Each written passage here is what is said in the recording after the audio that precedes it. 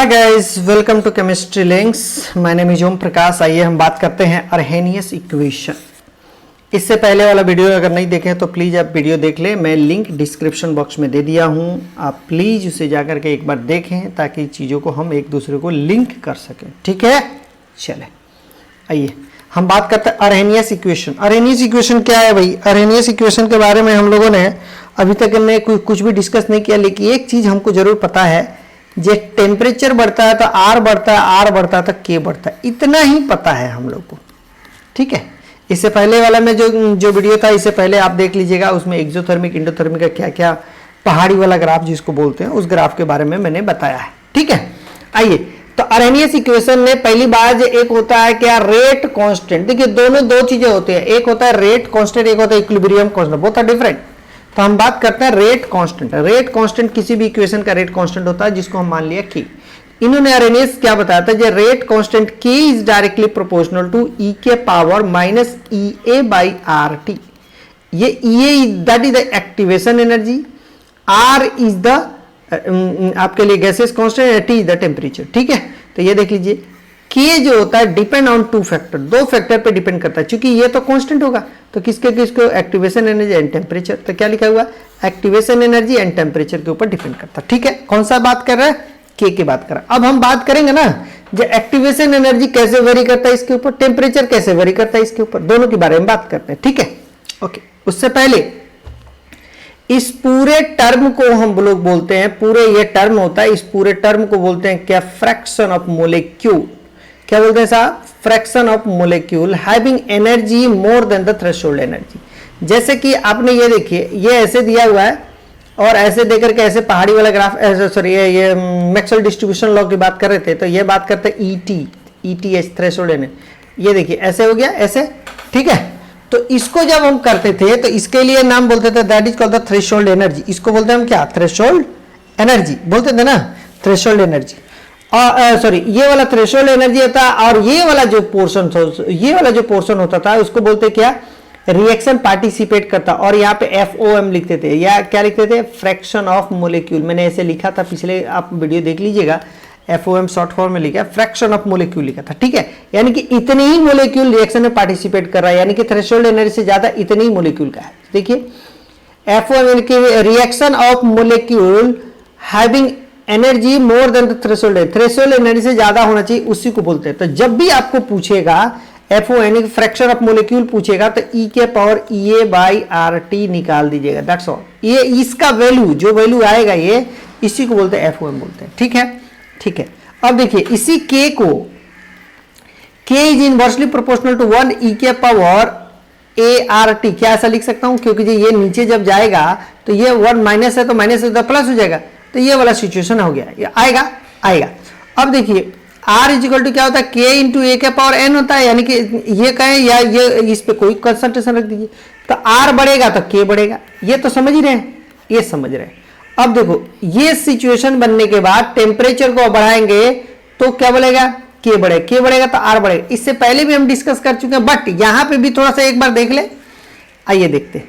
अब देखो इधर, अगर टेम्परेचर को आपने बढ़ाया तो क्या सीन बढ़ेगा भाई, ई के पावर, देखो इधर ई के पावर EA बाई RT, ये वाला बढ़ाएंगे तो क्या सीन बनेगा, ये ओवरऑल बढ़ेगा कि घटेगा, घटेगा। और 1 by inversely proportional to K, ये ओवरऑल वैल्यू घटेगा, क्योंकि ये नीचे में है ना टेम्परेचर, तो इसको बढ़ाएंगे तो ये क्या हो जाएगा, ये वाला वैल्यू घटेगा, और घटेगा तो ई के पावर घटेगा इसके पावर, ये वाला जब होगा तो ई के पावर घटेगा।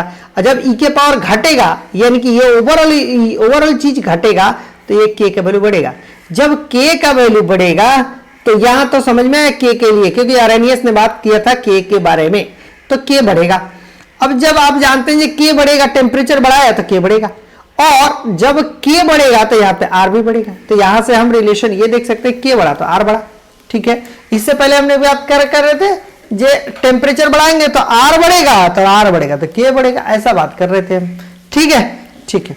तो ये दोनों बारे में हम डिस्कस कर लिए, हम लोगों ने समझ गए इस बारे में। ठीक है, चलो अब बात करते हैं। ये देखिए जे एडवांस में क्या क्वेश्चन पूछा था, अगर एक्टिवेशन एनर्जी बहुत हाई है तो के का वैल्यू क्या होगा, लो होगा, या आर का वैल्यू क्या होगा, लो होगा। ऐसा कैसे समझ में आया, जब एक्टिवेशन एनर्जी बहुत हाई है तो के का वैल्यू लो होगा। तो अब देखो इधर यहीं पे आपने क्या सीखा, k is equal to 1/e के पावर EA/RT, ऐसा कर दिया आपने, ऐसे ही कर दिया ना। इसी का रिलेशन पूछा था भाई। अगर ये बहुत क्या क्वेश्चन में दिया, ये बहुत लो है, ये बहुत लो है, लो है तो ओवरऑल मिलाकर के मैंने e के पावर लो होगा, e के पावर कम होगा, यानी कि ये वाला वैल्यू जो भी x का वैल्यू अगर ये कम होगा तो ये वैल्यू क्या हो जाएगा, इंटायर वैल्यू क्या कम हो जाएगा, और कम हो जाएगा तो k का वैल्यू क्या हो जाएगा, e के पावर अगर कम हो जाएगा तो क्या हो जाएगा, e के पावर कम होगा। तो अगर ये बहुत, ये तो हाई दिया ना क्वेश्चन में, सॉरी ये मैंने उल्टा दे दिया, k इज इक्वल टू 1 यहाँ पे लिख दे e के पावर EA/RT, ऐसा लिखते हैं। अब क्वेश्चन में देखो, अगर EA का वैल्यू बहुत ज्यादा है, क्वेश्चन में ये दे दिया, पहले ही ऑप्शन दिया था, मल्टीपल चॉइस क्वेश्चन था, अगर EA का वैल्यू ज्यादा है तो क्या हो जाएगा भाई, ये ज्यादा तो ओवरऑल मिला के ये ज्यादा, और ये ज्यादा तो ये कम, तो ये तो ऑप्शन करेक्ट है, ये भी करेक्ट है। अगर EA ज्यादा होगा तो k का वैल्यू कम होगा, अगर k का वैल्यू कम होगा तो R is equal to k into concentration का पावर n, अगर ये कम होगा तो ये भी कम होगा, यानी कि ये क्या हो R का वैल्यू भी लो हो जाएगा। यस और नो, यस। सेम एज दूसरे हम तरीके से सोच ले, कभी और पूछ लीजिए, अगर EA का वैल्यू लो होगा तो EA का वैल्यू कम करेंगे तो क्या हो जाएगा, ओवरऑल वैल्यू कम हो जाएगा, कम हो जाएगा तो क्या हो जाएगा, k का वैल्यू बढ़ जाएगा, k का वैल्यू बढ़ जाएगा, इसका मतलब क्या हो जाएगा, R का वैल्यू भी बढ़ जाएगा। तो ये दूसरा एक हो जाएगा। हमारे पास अभी पूछा नहीं है, ये वाला पूछा था, ये वाला पूछा नहीं है, तो घुमा फिरा के ऐसे ही पूछता है क्या, कभी एक्टिवेशन एनर्जी ज्यादा पूछ देगा, कभी कुछ कम पूछेगा, ऐसे। तो ये अलग वो अलग, ठीक है। चलो ये पूछा था, एडवांस में पूछा था, मल्टीपल चॉइस क्वेश्चन। नेक्स्ट बात करते हैं, इस क्वेश्चन का आंसर करो। Calculate fraction of molecule.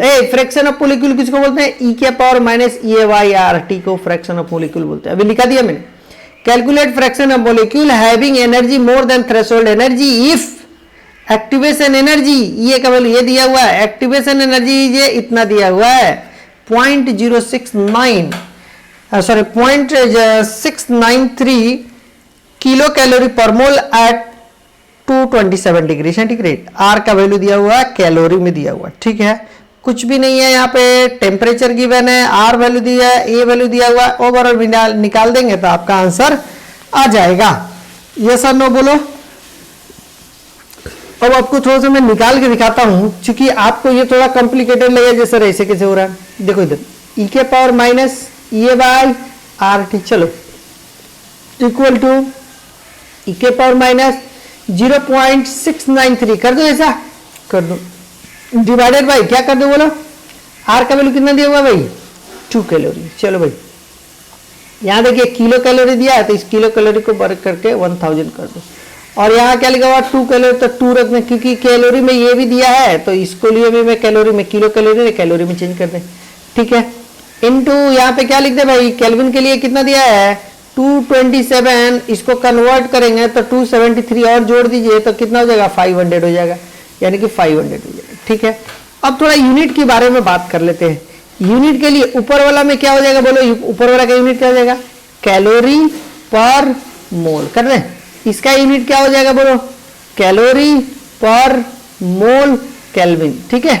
इसका क्या हो जाएगा बोलो, इनटू केल्विन, ठीक है। तो ये देख लो ना, कैलोरी पर मोल केल्विन इनटू केल्विन, ये केल्विन केल्विन खत्म है ना, और ऊपर में क्या लिखा हुआ, कैलोरी पर मोल लिखा हुआ, ये मोल मोल खत्म, कैलोरी कैलोरी खत्म। क्या मिला भाई, एक डिजिट मिलेगा, जो कि ये मैंने यूनिट को कट कर दिया, अब डिजिट मिलेगा। देखो क्या होता है, ई के पावर इससे मल्टीप्लाई किया, इसको देखो नीचे में 1000 है, 1000 है, वो खत्म, तो क्या हो ई के पावर 0.693। अब क्वेश्चन ये बनता है, ये भैया ये हुआ तो कैसे करूं। तो अब आपके पास पिछले क्लास में मैंने बात किया था, आप पीछे वाला वीडियो जब देखेंगे तो देखेंगे ln2 बराबर क्या होता है 0.693, ये बात पता है, मुझे पता है। ln को खत्म करना है तो मुझे क्या करना पड़ेगा भाई, ये 2 हो जाएगा e के पावर 0.693। क्या ऐसा कर सकता हूं, क्या जरूर कर सकता हूं।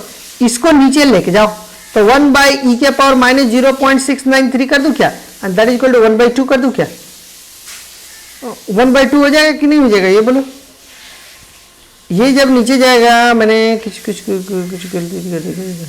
नहीं, वेट, यहाँ पे इसको इसके लिए अगर माइनस कर देंगे, इसके लिए माइनस कर दें, यहाँ पे ई के पावर में माइनस जब करें तो क्या, हाँ ठीक तो था, ये माइनस कर दें तो 1/2 हो जाएगा। वेट यहाँ पे देखिए 2 इंटू ई के पावर 0.693, ठीक है। अब इसके लिए कैसे करें हम, मैंने 1/2 कैसे हो जाएगा, तो यहां से आपको क्या करना पड़ेगा, आप जानते हैं जो ई के पावर माइनस 0.693,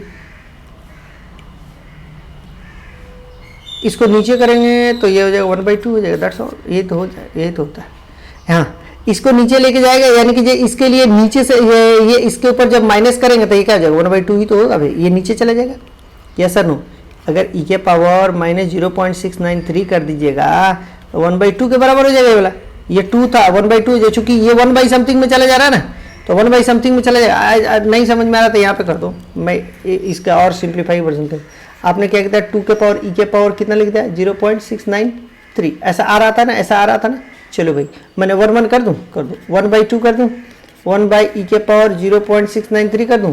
चलो इसको ऊपर लेके जाओ तो क्या 1/2 इक्वल टू ई के पावर मैंने 0.693 नहीं लिख सकता हूँ, यानी कि ये 1/2 answer, this is your 1/2 is your answer. Yes sir, no बोलो यस।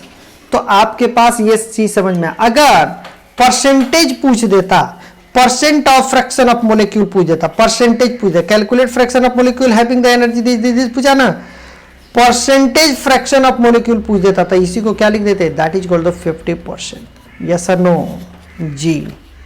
चले तो यहाँ पे देख सकते हैं आप, fraction of molecule that is equal to this, मैंने ये लिख दिया, मैंने सब कुछ कट करके बता दिया आपको कैसे होता है। 1/2 आ गया, ln2 बराबर दिस, परसेंटेज में पूछेगा तो 50% आ जाएगा।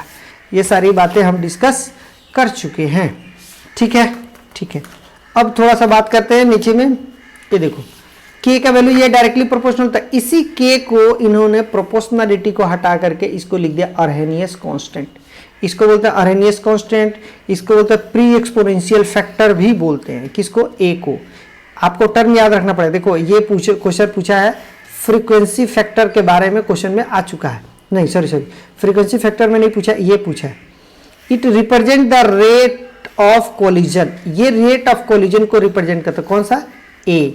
ये एडवांस का है, यानी कि नंबर ऑफ कोलिजन पर सेकंड कितना होता है, ये पूछा है। यानी कि ये कभी भी नीट के लिए फेवरेट क्वेश्चन बनता है। ये बताओ जो ए किसको रिप्रेजेंट करता था, it represent rate of collision को, किस रेट से कोलाइड करता है उसको रिप्रेजेंट करता है के, ठीक है। और जब कोलिजन ज्यादा होगा तो क्या होगा, के ज्यादा होगा, और जब के ज्यादा होगा तो आर ज्यादा होगा, ठीक है। तो इसीलिए इसी से आता है ये, ठीक है ओके। आपको ये ग्राफ डायरेक्ट याद रखना है, के और टी के बीच में ये ऐसे ऐसे आपको ग्राफ ये एकदम बिल्कुल एकदम ध्यान ही रखना है। क्या बोलते हैं, पैराबोला टाइप का ग्राफ होता है, इसके बारे में ध्यान रखना ही है, दूसरा कोई ऑप्शन नहीं है मेरे पास, ठीक है। आ जाओ इसके लिए देखते हैं। चलिए इसके नेक्स्ट क्लास में हम बात करेंगे, नहीं तो वीडियो काफ़ी लेंदी हो जाएगा, तो हम नेक्स्ट क्लास में यहाँ से बात करेंगे इसके लिए क्या क्या ग्राफ होता है, कैसे कैसे निकालते हैं, ठीक है। Will continue in the next class. अगर वीडियो अच्छा लगे तो प्लीज़ आप लाइक सब्सक्राइब और शेयर कर दीजिएगा, ठीक है, और उन बच्चों तक जरूर शेयर कर दीजिएगा जिसे इसे ज़रूरत है, ठीक है। चले okay, thank you so much, thank you so much.